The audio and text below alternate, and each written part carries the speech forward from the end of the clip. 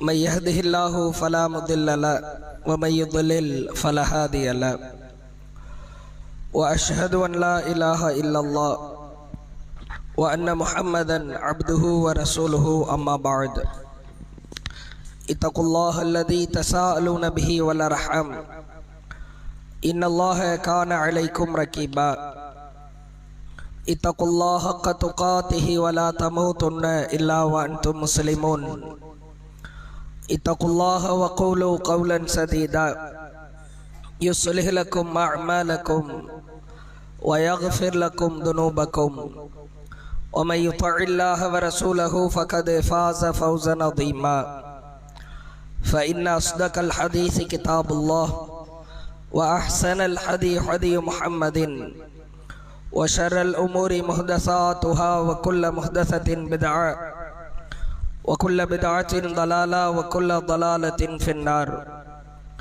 اللهم صل على محمد وعلى آل محمد كما صليت على إبراهيم وعلى آل إبراهيم إنك حميد مجيد اللهم بارك على محمد وعلى آل محمد كما باركت على إبراهيم وعلى آل إبراهيم إنك حميد مجيد கண்ணியத்திற்குரிய எல்லாம் வல்ல ஏக இறைவனின் அடியார்கள, அல்லாஹ் இந்த பிரம்மாண்டமான பேருலகை படைத்து கோடான கோடி மனிதர்களுக்கு மத்தியில் யாரை அல்லாஹ் நேர்வழியில் செலுத்த வேண்டும் என்று விரும்பி இருக்கிறானோ அத்தகைய குறிப்பிட்ட சாராரை அல்லாஹ் தேர்வு செய்து இஸ்லாம் என்னும் மகத்தான பொக்கிஷத்தை அல்லாஹ் வழங்கியிருக்கிறார். இஸ்லாத்தில் முஸ்லிம்களாக வாழ்கிற நாம் உலகத்தை அழித்து மறுமையில் நாம் பலதரப்பட்ட காரியங்களை நிகழ்த்தப் போகிறோம் என்பதை அல்லாஹ் பல தருணங்களில் உலகத்தில் வாழுகிற முஸ்லிம்களுக்கு பாடம் நடத்துகிறார். இறைவன் நமக்கு சில வாழ்க்கையை வாழ்வதற்கு வழங்கியிருக்கிறான். அவ்வாறு வாழுகிற பொழுது நிரந்தரமான நிம்மதி கிடைக்க வேண்டுமானால் அந்த நிரந்தர நிம்மதி எங்கே இருக்கிறது என்பது குறித்து அல்லாஹ் பல்வேறு இடங்களில் பாடம் நடத்துகிறார். உலகத்தில் வாழுகிற ஒவ்வொரு முஸ்லிமும் நாம் நம்புகிறோம். ஐவேளை தொழுபவராக இருந்தாலும் இறைவனை பயப்பட்டு அஞ்சி வாழுகிற மனிதராக இருந்தாலும் நாம் ஒரு நாள் செத்து போவோம், மரணித்து போவோம். அந்த மரணம் எப்பொழுது நிகழும் என்று எனக்கு தெரியாது. இந்த உலகத்தை அல்லாஹ் அழிக்கத்தான் போகிறான் என்று நாம் உளமாற நம்புகிறோம். உலகத்தை அல்லாஹ் அழிக்கிற பொழுது பல்வேறு அடையாளங்களை நம் கண்களுக்கு முன்னால் அல்லாஹ் காட்டுவார். உலகத்தை திடீரென்று அல்லாஹ் அழிக்க மாட்டார். அதற்கென்று சில அடையாளங்களை அல்லாஹ் வைத்திருக்கிறார். அப்படிப்பட்ட அடையாளங்களில் மிக முக்கியமான அடையாளம், நம்மை எல்லாம் அதிர்ச்சியில் ஆழ்த்துகிற அடையாளம், அல்லாஹுவின் தூதர் அவர்கள் முன்னரே முன்னறிவிப்பு செய்த ஒரு அடையாளம் தான் காலத்தில் இருக்கிற, நேரத்தில் இருக்கிற, அவர்ஸில் இருக்கிற, மினிட்ஸில் இருக்கிற பரக்கத்தை அல்லாஹ் எடுத்து விடுவான், காலத்தை சுருங்க செய்வான். அல்லாஹுவின் தூதர் இதை ஒரு முக்கியமான அடையாளமாய் உலக மாந்தர்களுக்கு பாடம் நடத்தினார்கள். சுனன் திருமதி என்கிற நபிமொழி தொகுப்பிலே பார்க்கலாம். அல்லாஹுவின் தூதர் சொன்னார்கள், லா தகூமு ஸாஅ, மறுமை நாள் நிகழவே செய்யாது, ஹத்தா யதகாரப ஸமான், காலத்தை அல்லாஹ் சுருங்கச் செய்கிற வரை மறுமை ஏற்படவே செய்யாது. சொல்லிவிட்டு அல்லாஹுவின் தூதர் அழகாய் வழக்கினார்கள். காலம் எப்படி சுருங்கும் தெரியுமா? ஒரு ஆண்டு என்பது கஷஹர், ஒரு மாதத்தை போன்று சுருங்கிவிடும். ஒரு மாதம் என்பது கல்ஜுமுஆ, ஒரு வாரத்தை போன்று சுருங்கிவிடும். அல்லாஹுவின் தூதர் வார நாட்களை பேசுகிற பொழுது ஜும்ஆவை உதாரணம் காட்டுவார்கள். ஒரு வாரம் என்பது கல்யௌம், ஒரு நாளை போன்று சுருங்கிவிடும். ஒரு நாள் என்பது ஒரு மணி நேரத்தை போன்று சுருங்கிவிடும். ஒரு மணி நேரம் என்பது நீங்கள் நெருப்பை பற்ற வைப்பதற்கு எவ்வளவு நேரம் எடுக்குமா அவ்வளவு நேரத்தை போன்று சுருங்கிவிடும். ஒரு பொருளை எரிக்க வேண்டும், நெருப்பை பற்ற வைக்கணும், 1 hour, 1 மணி நேரம், இதை போன்று சுருங்கிவிடும் என்று அல்லாஹுவின் தூதர் சொல்லிவிட்டு சொன்னார்கள். காலங்கள் உருண்டோடுவதில் மனிதர்களுக்கு படிப்பினை இருக்கிறது. யோசித்து பார், அலட்சியமாய் இருக்காதே. சென்ற வார ஜும்மா பயானில் அமர்ந்தது போன்று தெரிகிறது, இந்த வாரம் அமர்ந்திருக்கிறோம். வெளியே ஜும்மா முடிந்து செல்வது போன்று தெரிகிறது, அடுத்த வாரம் மீண்டும் வருகிறோம். ஆண்டு கணக்குகள் ஓடுகிற. எனக்குத்தான் 50 வயதா, எனக்குத்தான் 60 வயதா, இல்ல எனக்கு பேர பிள்ளைகளா இருக்கிறாங்களா? நம்பவே முடியவில்லை. நான் ட்ரவுசர் அணிந்து, யூனிஃபார்ம் அணிந்து பள்ளிக்கூடத்திற்கு சென்று, என் மகன் சென்று, என் பேரன் சென்று கொண்டிருக்கிறான். காலத்தை அல்லாஹ் எவ்வளவு விரைவாய் நகர்த்துகிறான் என்பதற்கான பாடம். ஒன்றை ஆழமாய் புரிந்து கொள்ளுங்கள். காலம் சுருங்குகிறது என்றால், காலம் கழிகிறது என்றால், காலம் கழியவில்லை, மனிதன் கழிகிறான். உன் வாழ்நாளில் உனக்கான சில காரியங்கள் கழிகிறது. யோசித்து பாருங்கள். கடந்த ஓராண்டு முஸ்லிம்களுக்கு மத்தியில இஸ்லாமிய ஆண்டு நாட்களுக்கான எண்ணிக்கை அல்லது நமக்கான பிறை கணக்காய் இருந்தாலும், உலக நடப்பில் ஆங்கில ஆண்டை தான் பெரும்பாலும் பல காரியங்களுக்கு பயன்படுத்துகிறார். 2025 நம்மை விட்டு கடந்து சென்றிருக்கிற, வந்தது மாதிரி தெரிந்தது, முடிந்து விட்டது. 26 இருக்கிறோம். ஒரே ஒரு புள்ளி விவரம் நீங்கள் யோசித்து பாருங்கள். நம்முடைய வாழ்நாளில் எவ்வளவோ விஷயங்களுக்கு நாம் மீளாய்வு செய்கிறோம், கணக்கு வழக்கை பார்க்கிறோம். வியாபாரத்திலே இருப்பவர், தொழிலிலே இருப்பவர், அல்லது ஒரு கடையை நடத்துபவர், அல்லது ஒரு ஆபீஸில வேலை செய்பவர், இந்த ஆண்டு தன்னுடைய வாழ்நாளில் எவ்வளவு முன்னேற்றம் என்பதை எல்லாம் யோசித்து பார்க்கிறார். ஒரு ஆண்டு நம்மை விட்டு கடந்து சென்றிருக்கிற வாழ்க்கையை அல்லாஹ் எவ்வளவு விசாலமாய் நமக்கு தந்திருக்கிறான் என்று பாருங்கள். ஓர் ஆண்டு 2025 மட்டும் அல்லாஹ் நமக்கு தந்திருக்கிற வெள்ளிக்கிழமையின் எண்ணிக்கை மொத்தம் 52. 52 வெள்ளிக்கிழமை அல்லாஹ் தந்திருக்கிறார். இந்த 52 வெள்ளிக்கிழமையில் ஸலவாத்தை அதிகம் மொழிந்தவர் எத்தனை பேர்? 52 வெள்ளிக்கிழமைக்கும் ஜுமாவுக்கு இமாம் மெம்பரில் ஏறுவதற்கு முன்பாகவே வந்து அமர்ந்து ஒட்டக குர்பானி, மாடு குர்பானி, ஆடு குர்பானி, அல்லது ஜுமாவிற்கு வந்து அமர்ந்து தூங்காமலா, அருகில இருக்கிற பொருளை சீண்டாமலா, அதை தீண்டாமலா முழுமையாய் இந்த நன்மையை பெற்றவர் எத்தனை பேர்? அல்லாஹ்வின் தூதர் சொன்னார்கள், வெள்ளிக்கிழமை அன்று என் மீது யார் ஒரு முறை ஸலவாத் ஓதுகிறாரோ அல்லாஹ் அவருக்கு 10 முறை அருள் புரிகிறான்.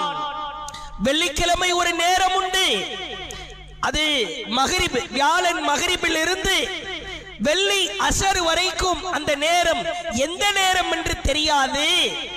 அந்த நேரத்தில் நீங்கள் செய்கிற பிரார்த்தனை அந்த நேரத்தோடு ஒத்து போகிவிட்டால், மேட்ச் ஆகிவிட்டால், மெர்ஜ் ஆகிவிட்டால் உன் கோரிக்கையை அல்லாஹ் ஏற்பான். 52 வெள்ளிக்கிழமை அல்லாஹ் கொடுத்திருக்கிறார். அதே போன்று பாருங்கள், அல்லாஹுவின் தூதர் சொன்னார்கள், திங்களும் வியாழனும் வானத்திலிருந்து ஒரு வானவர் கீழே இறங்குவார், பூமியிலிருந்து ஒருவர் மேலே செல்வார், நன்மை தீமை பதிவேடுகளை எடுத்து செல்வார். அல்லாஹுவின் தூதர் சொன்னார்கள், வானவர் என்னை சந்திக்கிற நாள் நான் நோன்பாளியாக இருக்க விரும்புகிறேன்.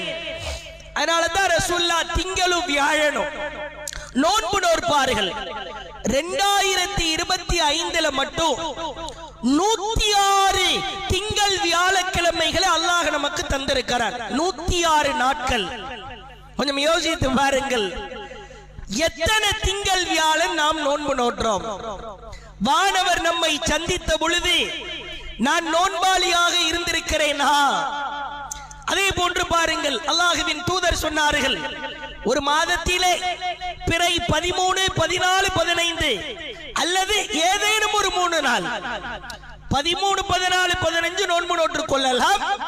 அல்லது மாசத்துல ஏதாவது ஒரு 3 நாள். யார் மாதம் 3 நோன்பு நோக்கிறாரோ 12 மாதம், மாதம் 3 12 × 3 36 நோன்பு 360 நோன்பு நோற்றுவதற்கு சமம். அதாவது ஆண்டு முழுக்க நோன்பு நோற்றுவதற்கு சமம். அந்த நன்மைகளை அல்லாஹ் தருகிறார். கிட்டத்தட்ட மாதம் 3 நோன்பு நோற்றவர்கள் எத்தனை பேர் 2025?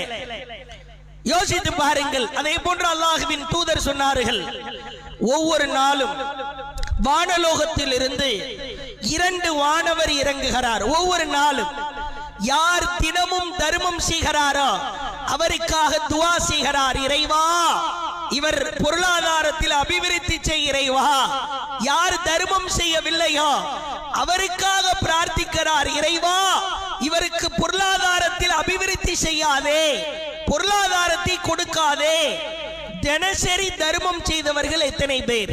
ஒரு 10 ரூபாய், ஒரு டீ, ஒரு பண்ணு, ஒரு வடை அல்லது ஒரு உணவு பொட்டலம் தினசரி தர்மம் செய்தவர்களோ உணவளித்தவர்களோ இருக்கிறோமா? 2025 ரமலானை தவிர்த்து, ரமலானை விட்டுருங்க, ஒரு 330 நாட்கள் நம் கைவசம் இருந்தது. தஹஜ்ஜத் தொழுதவர்கள் எத்தனை பேர்? 330 நாள்ல நான் எத்தனை நாள் தஹஜ்ஜத் தொழுதேன்? ரமலான்ல இரவு தொழுகை தொழுதிருக்கிறோம். 2025 அல்லாஹ் நான் தஹஜ்ஜத் தொழுவதற்கு வாய்ப்பை கொடுத்தான், தொழுதேனா? 365 நாள் 2025 எத்தனை நாள் ஃபஜ்ர் தொழுதேன்? 300, 250 கணக்கிடுவதற்கு கடமைப்பட்டிருக்கிறோம். அல்லாஹ் காலத்தை சுருக்குகிறான். மனித வாழ்க்கை வேகமாய் ஓடிக்கொண்டிருக்கிறது. அலி ரலியல்லாஹு அவர்கள் இது போன்ற ஒரு சபையிலே, அது குத்பா உரையாக இருக்கலாம் அல்லது மக்களுக்கு செய்த அறிவுரையாக இருக்கலாம், மக்களை பார்த்து சொன்னார்கள், மக்களே இருத்தஹலத்தி துன்யா வஹிய முத்பிரா, இந்த உலகமோ உங்களை வேகமாய் பின்னோக்கி அழைத்து சென்று கொண்டிருக்கிறது. ஒரு தகலத்தில் ஆகிரா வஹிய முக்பிலா, ஆனால் மறுமையோ மனிதா முன்னேறி வா, முன்னேறி வா என்று உங்களை முன்னோக்கி அழைக்கிறது. வகூனு மின் அப்னாயி வகூனு மின் அப்னாயில் ஆகிரா, நீங்கள் மறுமையின் வாரிசுகளாக மாறுவதற்கு ஆசைப்படுங்கள். வலா தகூனு மின் அப்னாயி துன்யா, இந்த உலகத்தின் வாரிசுகளாக மாறுவதற்கு ஆசைப்படாதீர்கள்.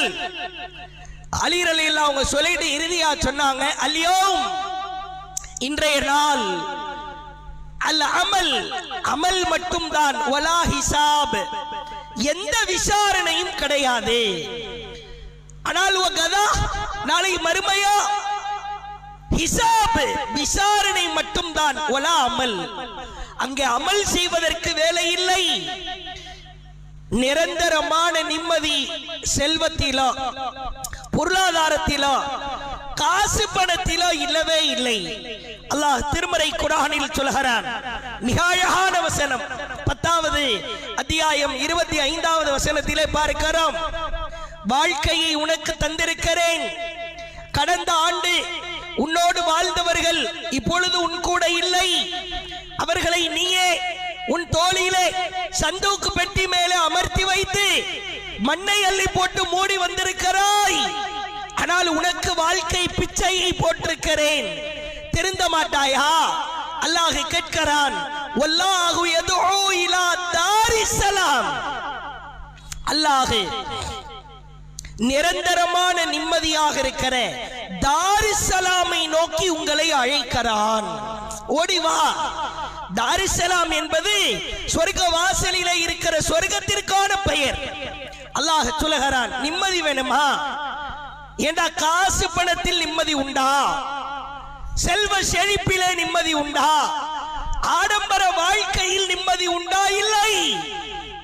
சொர்க்க வாசலை நோக்கி வா, அங்குதான் நிரந்தர நிம்மதி இருக்கிறது. சொல்லிவிட்டு அல்லாஹ் சொல்லுகிறான், வயஹ்தி மை யஷா. அல்லாஹ் தான் நாடியோருக்குத்தான் தாரிஸ்ஸலாமை நோக்கி நேர் வழி காட்டுவான். இலா சிராத்தி முஸ்தகீம், அதுதான் நேரான பாதை. தாரிஸ்ஸலாம் சொர்க்க பாதைக்கு நீங்கள் வாருங்கள். யோசித்து பாருங்கள், இந்த ஓர் ஆண்டுல எத்தனை தடவை குர்ஆனை ஓதி முடித்திருப்போம்? அல்லாஹ்வின் தூதர் சொன்னார்கள், அதிகாலை ஃபஜ்ர் தொழுகைக்கு பிறகு யார் குர்ஆனிலே ஒரு வசனத்தை ஓதுகிறாரா அவர் ஃபுத்ஹான் அல்லது அகீக் என்கிற சந்தைக்கு சென்று சிவப்பு நிற ஒட்டகத்தை வாங்கி வருவதை விட சிறந்தது. டெய்லி குல் ஹுவல்லாஹு அஹதுன்னு ஓதுனா ஒரு ஒட்டகம், அதை விட சிறந்தது. அல்லாஹு ஸமது 2 ஒட்டகம், லம் யலிது வலம் யூலது 3 ஒட்டகம், வலம் யகுல் லஹு குஃபுவன் அஹத் 4 ஒட்டகம். வாழ்க்கையை அல்லாஹ் வாழ்வதற்காய் தந்திருக்கிறான். ஆனால் பணத்திலோ பொருளாதாரத்திலோ அல்லது குடும்பத்தை கட்டமைப்பதிலோ பிரம்மாண்டமான வீடுகளை கட்டுவதிலோ ஆடம்பர வாழ்க்கை வாழ்வதிலோ நாம் நிம்மதியை தேடிக்கொண்டிருக்கிறோம். கண்களுக்கு முன்னால் அல்லாஹ் காட்டுகிறார். 2025 எத்தனை சோதனை அல்லாஹ் குர்ஆனிலே கேட்கிறார். அத்தௌபா 126வது வசனம், அவலா யரவுன அன்னஹும் யுஃப்தனூன ஃபீ குல்லி ஆமின் மர்ரா வ மர்ரத்தைன். ஒரு ஆண்டில் ஒரு தடவையா அல்லது 2 தடவையா உலக மாந்தர்களை நாம் சோதிக்கிறோமே, இதை அவர்கள் பார்க்க வேண்டாமா? அல்லாஹ் கேட்கிறார். என்ன பார், கடந்த ஆண்டு சோதனை ஒரு தடவை உலகத்தை உழுக்கிற மாதிரி ஒரு சோதனை நடத்திருக்கிறேன், அல்லது 2 தடவை நடந்திருக்கிறது, நீ பார்க்க மாட்டாயா? சொல்லிவிட்டு அல்லாஹ் கேட்கிறார், ஃபும்மலா யத்தூபூன். அந்த சோதனையை பார்க்கிற பொழுது அவர்கள் தௌபா செய்வார்கள். வலாஹும் யذكرون, அல்லாஹ்வை நினைவு கூறுவதற்கு ஓடோடி வருவார்கள். 2025 நாம் சுகமாய் வாழ்ந்து கொண்டிருக்கிறோம். அண்டை நாடாய் திகழ்கிற இலங்கையை பாருங்கள். சுப்ஹானல்லாஹ், 2025 இதுவரைக்கும் இலங்கை மாகாணம் சந்தித்திராத வகையில் ஏற்பட்ட வெள்ளப்பெருக்கு, அதிலே சில சம்பவங்கள் நமக்கு தெரியவே தெரியாது. பச்சிளம் குழந்தைகள் எல்லாம் மண்ணுக்குள் புதையுண்டு அப்படியே அழுகி போய் அந்த சடலங்களை எல்லாம் எடுத்தார்கள். இலங்கை கிட்டத்தட்ட 20 வருடம் பின்னோக்கி சென்று விட்டதாய் ஆய்வாளர்கள் சொல்கிறார்கள். அவ்வளவு பேரிழப்பு. மொத்த சென்னை அளவுக்கு தான் இலங்கை நாடே இருக்கும். ரொம்ப குட்டியோண்டு நாடு. அதில் ஏற்பட்ட பேரிழப்புகளோ ஏராளம். பார்த்தீர்களா? அல்லாஹ் நமக்கு வாழ்க்கை பிச்சையை கொடுத்திருக்கிறான் தானே. அகமதாபாத்தில் இருந்து 149 பேர் கொண்ட ஒரு விமானம் அகமதாபாத்தில் இருந்து மேலே ஏறுகிறேன். ஏற்கனவே ஒரு ஷிப்ட் அடிச்சு 2 மணி நேரம் நல்லபடியா வந்து லேண்ட் ஆகி திரும்ப மேலே ஏறுகிறது. 30 செகண்ட் தான், வெறும் 30 வினாடி. மேலே ஏறிய விமானம் அப்படியே தடுமாறுகிறேன். ஒரு பெரிய பில்டிங்ல போய் மோதுது. ஒரே ஒருவனை தவிர, அல்லாஹ்வுடைய பேரருளை பாருங்கள், ஒரே ஒருவனை தவிர மீதம் இருக்கிற அனைவரும் எரிந்து கரிக்கட்டையாய் மரணித்து விட்டார்கள். சுப்ஹானல்லாஹ். அதிலே 9 பேர் அல்லது 10 பேர் முஸ்லிம் குடும்பம். கண்களுக்கு முன்னால் அல்லாஹ் காட்டியிருக்கிறான் தானே. தெலுங்கானா பகுதியில் இருந்து ஒரு 48 பேர் பாவத்தை கழுவுவதற்காக உம்ரா பயணத்திற்கு சென்றார்கள். 2025 உம்ரா பயணம் சென்ற பொழுது மக்காவிற்கு சென்று உம்ராவை முடித்துவிட்டு மதீனாவிற்கு செல்கிற வழி, பொதுவா மதீனாவுக்கு டைரக்டா போனா ஒரு 3 மணி நேரத்துல போயிடலாம். அங்கங்கே சில பகுதிகளை பார்த்து சுத்திட்டு போனா ஒரு 8 மணி நேரம். இரவு நடுநிசி 1 மணி. ஏற்கனவே உம்ரா பயணத்தை முடித்து பாவத்தை எல்லாம் கழுவிவிட்டு மொட்டை அடித்து முடியை கழித்துவிட்டு நல்ல உறங்கிக் கொண்டிருக்கிற பொழுது எதிரே ஒரு டீசல் ஏற்றி வந்த ஒரு பேருந்து ஒன்று அந்த உம்ரா பயணிகளை ஏற்றி வந்த வாகனத்திலே மோதுகிறது. சுப்ஹானல்லாஹ். ஒட்டுமொத்த வாகனமும் எரிந்து கரிக்கட்டையாகிறது. பாவத்தை கழுவ சென்ற இடத்திலே திரும்பவில்லை. இதுல வேதனைக்குரிய சம்பவம் என்ன தெரியுமா? ஒரே குடும்பத்தை சார்ந்த 20 பேர், தாத்தா பாட்டி, அவங்க பெற்றெடுத்த பிள்ளைகள், அவர்கள் பெற்றெடுத்த பிள்ளைகள், கிட்டத்தட்ட 3 தலைமுறை காலி. ஒரே விபத்துல 3 தலைமுறையை அல்லாஹ் இல்லாமல் ஆக்கிவிட்டான். ஒரு குறிப்பெடுப்பதற்காக 2025 அல்லாஹ் எத்தனை சோதனையை கொடுத்திருக்கிறான்னு எடுத்தா லிஸ்ட் போய்கிட்டே இருக்கு. குர்ஆனிலே அல்லாஹ் சொல்லுகிறான், 1 அல்லது 2 உனக்கு கண்ணுக்கு முன்னாடி காட்டுவனா, திருந்திடுறா, மன்னிப்பு கேட்டுறா, துஆ செய்தான். 2025 லிஸ்ட் எடுத்தா அத்துணை சம்பவங்கள் நடந்தேறி இருக்கிறது. திருந்த வேண்டாமா? உண்மையில் வாழ்க்கை என்பது நம்மை விட்டு கழிந்து கொண்டே செல்கிறது. பாவத்தை செய்யாமல் மீள வேண்டும். பொய் பேசுவதில் இருந்து திருந்த வேண்டும். மோசடி செய்யக்கூடாது. நன்மையை ஏவி தீமையை தடுத்திருக்கிறோமா? 2025 எவ்வளவோ வரதட்சணை திருமணம், ஆடம்பர திருமணம், மது குடிக்கிற நண்பர்கள், போதை உண்ணுகிற நண்பர்கள், அவர்களிடத்தில் எல்லாம் இஸ்லாத்தை எடுத்து சொன்னோமா? எத்தனை பேரை இஸ்லாத்தின் பால் மீட்டெடுத்திருக்கிறோம்? யோசித்து பாருங்கள். மரண வேளை, நம்முடைய மரண வேளை, அந்த வேதனையை நம்மால் தாங்கவே முடியாது. அல்லாஹ்வின் தூதர் அவர்களின் உயிருக்குயிரான தோழர் அபூபக்கர் ரலியல்லாஹு அவர்கள், நேசத்திற்குரிய தோழர், அவர்களின் வாழ்க்கையை பார்க்கிறோம். அபூபக்கர் ரலியல்லாஹு அவர்கள் செவ்வாய்க்கிழமை மௌத்தாகிறாங்க. திங்கட்கிழமை ஆயிஷா அம்மையார்ட்ட கேட்கிறாங்க, ஆயிஷாவே இது என்ன கிழமை? அப்ப ஆயிஷா அம்மையார் சொல்றாங்க, இது திங்கட்கிழமை. ரசூலுல்லாஹ் இந்த கிழமை மௌத்தானாங்க, திங்கட்கிழமை தான் இறந்து போனாங்க. அப்ப ஆயிஷா அம்மையாரிடத்தில் அபூபக்கர் ரலியல்லாஹு அவங்க சொல்றாங்க, இந்த கிழமை முடிவதற்குள்ளாக நானும் இறப்பதை விரும்புகிறேன். இது ஒரு நண்பர் இறந்த கிழமை, அதுதான். அதே கிழமை நமக்கு கிடைச்சிராதா அப்படின்னு. அவர் அணிந்திருக்கிற ஆடை, ஆயிஷா ரலியல்லாஹு அவங்க சொல்றாங்க, ரொம்ப அழுக்கா குங்குமச்சாயம் அப்படியே கலந்திருக்கிற ஒரு ஆடையை தான் அவர் இறுதி கட்டத்தில் அணிந்திருந்தார், நோய்வாய்ப்பட்டு. ஆயிஷா கிட்ட தந்தையார் அபூபக்கர் சொல்கிறார், மகளே நான் எப்படி மௌத்தா போக போறேன், இந்த ட்ரெஸ் கலட்டிராம இதுக்கு மேல ரொம்ப ஒரு அற்பமான ஒரு ஆடையை போட்டு என்னை கஃன் செய்து விடுங்கள். ஆயிஷா ரலியல்லாஹு அவங்க கேட்கிறாங்க, தகப்பனாரே தாப்பனாரே, குல்து இன்னஹாதா, இது ரொம்ப பழைய ஆடையா இருக்கிறது, இற்று போன ஆடையா இருக்கிறது, வேற ஆடையில உங்களை கஃபன் பண்ணட்டுமா? ஏன்னா அபூபக்கர் சொன்னதுதான், அதை செய்தாக வேண்டும். அப்பொழுது அபூபக்கர் ரலியல்லாஹு அவர்கள் சொன்னார்கள், எதற்காக, ஏன் புதிய ஆடை? புதிய ஆடை அது உயிரோடு இருப்பவர்களுக்குரியது.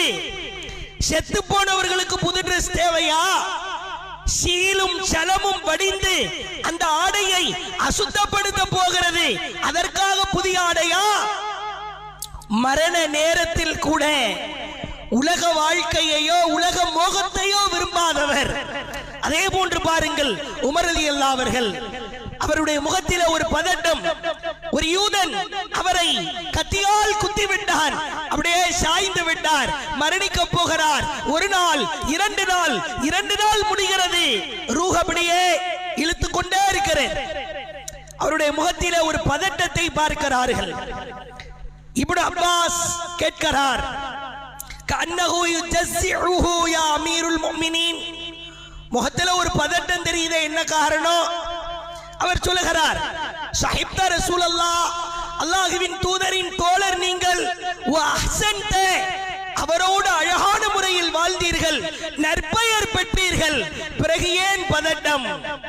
உமர் ரலியல்லாஹு அவங்க சொன்னாங்க, சஹீஹ் புகாரியிலே பார்க்கிறோம், நான் ஏன் பதட்டமா இருக்கிறேன் தெரியுமா?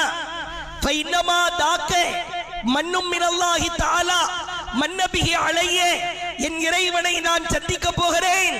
வ அம்மா மா தரா மின் ஜஸஇ, என் பதட்டம் என் குறித்து அல்ல, ஃபஹுவ மின் அஜலிக மின் அஜலி அஸ்ஹாபிக், என் தோழர்கள் உங்களை குறித்தும் உங்களுக்கு பின்னால் வரவிருக்கிற இந்த உலக குழப்பங்கள் குறித்து தான்.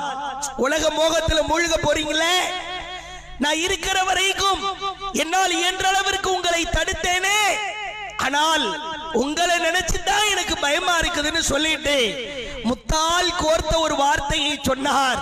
வல்லாஹி, அல்லாஹ் மீது சத்தியமிட்டு சொல்லுகிறேன், லவ் அன்னலி திலாவுல் அருதி தஹபா, இந்த பூமி நிறைய, இந்த பூமி முழுக்க எனக்கு தங்கம் கொடுக்கப்பட்டாலும், லஃப்ததைது பிஹி மின் அஸாபில்லாஹி அஸ்ஸ வ ஜல்ல கப்ல அன் அராஹு, அல்லாஹ் எனக்கு தருகிற வேதனைக்கு முன்னால் அந்த தங்கத்தை எல்லாம் தர்மம் செஞ்சு அல்லாஹ் கிட்ட இருந்து நான் தப்பிக்கலாம் நினைக்கிறேன்.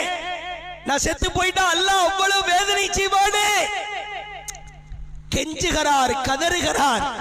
பூமி முழுக்க தங்கம் இருந்தாலும் அல்லாஹ் என்ன வேதனைப்படுத்துற அந்த வேதனை எனக்கு பயமா இருக்கிறது. சொன்னவர் யார்? இவர் நாவில் அல்லாஹ் பேசுவதாக, இவர் ஒரு தெருவிலே வந்தால் ஷைத்தான் வேறு தெருவில் ஓடுவதாக. இது போன்ற ஏராளமான புகழுக்கு சொந்தக்காரர். யோசித்து பாருங்கள், அல்லாஹ்வின் தூதர் மரணிப்பதற்கு முன்பு, இன்னலில் மௌத்தி சக்கரா, மௌத்துக்கு மரண வேதனை உண்டு, இறைவா இறைவா, ரஃபீக் ரஃபீக்கில் அலா, ரஃபீக்கில் அலா, உயர்ந்த தோழர்களோடு என்னை சேர்த்து வை அப்படின்னு அல்லாஹ்வுடைய தூதர் மரண நேரத்திலே பிரார்த்தித்தார்கள். மரணிக்க போகிறார்கள். அஸ்ஸல்லன்னாஸ், மக்கள்லாம் தொழுதுட்டாங்களா? நபிகளாரின் இறுதி வார்த்தை, மக்கள் எல்லாம் தொழுது விட்டார்களா? தொழுகை தொழுகை தொழுகை. எதை கொண்டு போகிறோம்? எதை கொண்டு போக போகிறோம்? அல்லாஹ் திருமறை குர்ஆனிலே கேட்கிறான், ஃபஐன தذهبون, எங்கேயா போற? அடே மனிதா, எங்கே செல்கிறாய்? தொழுகையை விட்டு விட்டு வியாபாரமா? ஃபஜ்ர் தொழாமல் தூக்கமா? ஆடம்பர வாழ்க்கையா? அனாச்சார திருமணமா? அங்கே போடப்படுகிற சாப்பாடா? எங்கே போகிறாய்? வல்லாஹு யதூ இலா தாரிஸ்ஸலாம், தாரிஸ்ஸலாம் பக்கம் வாடா, சொர்க்க வாசலை நோக்கி வா. உலக மோகத்திலே மூழ்காதே. நிம்மதி நிரந்தரமாக வேண்டுமானால் காலத்தை அல்லாஹ் சுருக்கி கொண்டிருக்கிறான். 20, 30, 40, 50, 60 எல்லாம் அப்படி மௌத்தி கியூல நிக்கிறோம். அல்லாஹ் அட்டெண்டன்ஸ் எடுக்கும் போது போய் அடக்கம் பண்ணிடுவாங்க நம்மள. எல்லா வரிசையில நிக்கிறோம். முன்னாடி இருக்கிறவர் போறாரு, பின்னாடி இருக்கிறவர் போறார். நம்ம பேரை அல்லாஹ் இன்னும் கூப்பிடல. எப்ப கூப்பிடுறானோ ஹாலிர் இறைவா வந்து விட்டேன் இறைவான்னு போய் நம்மை அடக்கம் செய்து விடுவார்கள். தயவு கூர்ந்து சபதம் எடுப்போம், ஒரு நாள் கூட ஃபஜ்ர் தொழாமல் நான் தூங்க மாட்டேன். என் வாழ்க்கையை மீளாய்வு செய்வேன். என்னால் இயன்ற வரை தினசரி குர்ஆனை ஓதுவேன், தர்மம் செய்வேன். என்னால் இயன்ற வரை திங்கள் வியாழன் மாதத்தில் 3 நோன்பு நோற்பேன். என் கண்களுக்கு முன்னால் மார்க்கத்திற்கு மாற்றமான, குர்ஆனுக்கு எதிரான, அல்லாஹ்வின் தூதரின் கூற்றுக்கு எதிரான ஒரு காரியம் நடந்தால் அதை நான் தடுப்பேன் என்கிற சபதத்தை ஏற்று நிம்மதி நிரந்தரமாய் வேண்டுமா? நிம்மதி நிரந்தரமாய் வேண்டுமா? பணத்திலே இல்லை, சுகத்திலே இல்லை, செல்வ செழிப்பிலே இல்லை, தாரிஸ் ஸலாமிலே இருக்கிறேன். வல்லாஹு யதூ இலா தாரிஸ் ஸலாம். அல்லாஹ் நம்மை எல்லாம் தாரிஸ் ஸலாமை நோக்கி அழைக்கிறான். அந்த தாரிஸ் ஸலாமை நோக்கி நம் வாழ்க்கையை, வருகிற வாழ்க்கையை புரட்டுவோமாக. வாஹிர் தஅவானா அனில் ஹம்துலில்லாஹி ரப்பில் ஆலமீன்.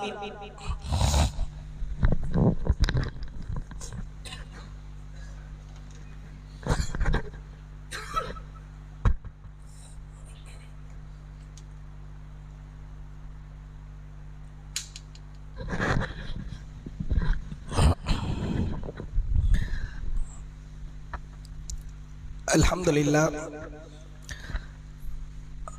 நஹ்மதுஹு வ நஸல்லி அலா ரசூலில் கரீம். அம்மா பஅத்.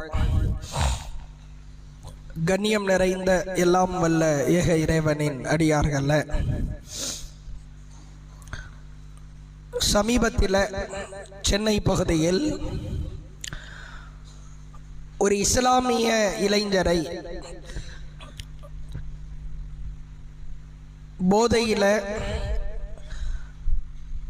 போதை பொருட்களை உட்கொண்டு கைகளிலே பட்டா கத்திகளை வைத்துக்கொண்டு கடுமையான முறையில் கிட்டத்தட்ட 50க்கும் மேற்பட்ட வெட்டுக்காயங்களோடு அந்த இளைஞரை சரமாரியாக வெட்டி வீழ்த்தினார்கள்.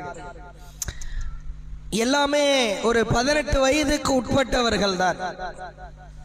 ஒருவரோ இருவரோ ஒரு 20 வயது, மிதம் இருக்கிற இருவர் 18 வயதிற்கு உட்பட்டவர்கள். இந்த கேடுகட்டவர்களுக்கு அரசாங்கம் கொடுக்கிற பெயரோ சிறார்களா. 18 வயசுக்கு உட்பட்டவனா இருக்கிறதுனால சிறாறு பள்ளியிலே கொண்டு போய் சேர்க்கிறோம் என்றெல்லாம் அவர்கள் அதை சமாளிப்பதை பார்க்கிறோம். ஒரு இளைஞன், அவனுக்கு தமிழ் தெரியாது, வேலை நிமித்தமாய் வட மாநிலத்திலிருந்து வந்திருக்கிறான். போதை தலைக்கேறிய இந்த கொடூர கூட்டம் கேவலமாய் மோசமாய் ஒரு மனிதாபிமானத்தின் கடுகளவிற்கு கூட இல்லாத அளவிற்கு இந்த வீடியோவை பார்த்தாலே அவ்வளவு பயமாயிருக்கிறேன். இளைஞர்கள் போகிற போக்கு படு மோசமாயிருப்பதை பார்க்கிறோம். குறிப்பாக நமதூர் போன்ற இஸ்லாமியர்கள் அதிகமாக வாழுகிற பகுதியில் இளைஞர்கள் பயங்கரமாய் கெட்டு குட்டிசுவராவதை பார்க்கிறோம். இந்த புல்லட் பைக்கை வைத்துக் கொண்டு அதுல வர்ற சவுண்ட் அவனுக்கு சுகமா இருக்கு. இந்த பாதி கடிச்சு துப்பி போட்ட அந்த ஆப்பிள் லோகோ அது அப்படி பாக்கெட்ல தெரியணும் அவனுக்கு. அது ஒரு கெத்தாய் பார்க்கிறார். அல்லது ரோட்டோரமாய் அமர்ந்து கொண்டு எல்லோரும் சேர்ந்து ஃப்ரீ ஃபயர் அல்லது அது போன்ற கேம்களை சேர்ந்து விளையாடி கொண்டிருக்கிறார். அல்லாஹ் திருமறை குர்ஆனில் சொல்கிறான், இன்னமல் ஹம்ரு வல் மைசிர் வல் அன்சாபு வல் அஸ்லாம். மது, சூதாட்டம், பலிபீடங்கள் இவைகள் அனைத்தும் ரிஜ்ஸும் மின் அமலி ஷைத்தான். ஷைத்தான் உங்களை அலங்கரித்து காட்டுகிற கேவலமான காரியங்கள். சாராயம் குடிக்கிறாயா, மது குடிக்கிறாயா, அல்லது போதைப் பொருளில் பலவற்றை உண்ணுகிறாயா, இவைகள் எல்லாம் ஷைத்தான் உனக்கு அலங்கரித்து காட்டுவது ஃபஜ்தனிபூ, அதை விட்டுவிட்டால்தான் லஅல்லக்கும் துஃப்லிஹூன், உனக்கு வெற்றி கிடைக்கும் என்று அல்லாஹ் திருமறை குர்ஆனில் சொல்கிறார். இளைஞர்கள் குறிப்பாக நாமெல்லாம் இங்கே அமர்ந்திருக்கிற அத்துணை பேரும் பொறுப்பாளிகள். நமது ஊரிலே இருக்கிற அல்லாஹுவை நாவில் லா இலாஹா இல்லல்லாஹ் என்கிற கலிமாவை நாவில் மொழிகிற அன்ன முஹம்மதர் ரசூலுல்லாஹ் வ அப்துஹு வ ரசூலுஹு என்கிற தூதரின் கூற்றை நாவில் மொழிகிற ஒரு இஸ்லாமிய இளைஞனின் வாயிலே இந்த போதை என்கிற சாக்கடை அது போகவே செய்ய நாம் அனைவரும் பொறுப்பாளிகள். பொறுப்பை உணர்ந்து நம்முடைய குடும்பத்தாரா, நம்முடைய தெரு இளைஞர்களா யாரேனும் இது போன்ற போதைப் பொருளை உட்கொள்பவர்களாக இருந்தால் இது போன்ற கேடுகட்டவர்களுக்கு நாம் ஆதரவு கொடுக்கிற நிலை ஏற்படும். இஸ்லாமிய ஊர்களிலே, இஸ்லாமிய பகுதிகளிலே இளைஞர்கள் வாயிலே நாவிலே அல்லாஹ் ஹராமாக்கிய போதைப் பொருட்களுக்கு வேலையே இல்லை என்பதை நாம் எல்லாம் உறுதிப்படுத்த வேண்டும். இது போன்ற கேடுகட்டவர்களுக்கெல்லாம் மரண தண்டனை கொடுக்கணும். மக்களை எல்லாம் நிற்க வைத்து, நடு ரோட்டிலே நிற்க வைத்து அவர்களுக்கு மரண தண்டனை கொடுக்கிற பொழுது தைரியமா, துணிச்சலா, அதுப்பா, திமிரா, கொழுப்படுத்து கத்தியை எடுத்து முகத்தில, தலையில, வாயிலே வெட்டுகிற ஒரு அவல நிலை எல்லாம் இருக்காது. இல்ல, நாங்க அவனுக்கு கிளாஸ் எடுக்க போறோம், அவனுக்கு பாடம் கற்றுக் கொடுக்க போறோம், அவன் உள்ளத்தை டச் பண்ண போறோம்னா அவன் உயிரெடுக்கிற வேலையை தான் பார்ப்பான். இது போன்ற கேவலமான போதைப் பொருள் கலாச்சாரத்தில் இருந்து அரசாங்கம் மீள வேண்டும். அந்த பொருளாதாரத்தை எல்லாம் குழி தோண்டி புதைக்க வேண்டும். கஞ்சா போதைப் பொருட்கள் எங்கெல்லாம் தலை தூக்குகிறதோ அங்கே இது போன்ற காரியங்கள் அரங்கேறத்தான் செய்யும். இதற்கு ஒரே தீர்வு திருக்குர்ஆன் மட்டும்தான். இதற்கு ஒரே தீர்வு இஸ்லாம் மட்டும்தான். போதைப் பொருளை குழி தோண்டி புதைத்த மார்க்கம் இஸ்லாம். இதை ஆழமாய் பதிய வைத்துக் கொண்டு இஸ்லாத்தின் போதனைகள் உலகளாவிய அளவில் பரப்பப்பட்டால், கொண்டு போய் சேர்க்கப்பட்டால், குற்றவியல் சட்டங்களை எல்லாம் அமுல்படுத்தப்பட்டால் கடுமையான குற்றங்கள், மோசமான குற்றங்கள் குறையும் என்பதை அறிவுரையாய் கூறி முடித்துக் கொள்கிறேன். வாஹிர் தஅவானா அனில் ஹம்துலில்லாஹி ரப்பில் ஆலமீன்.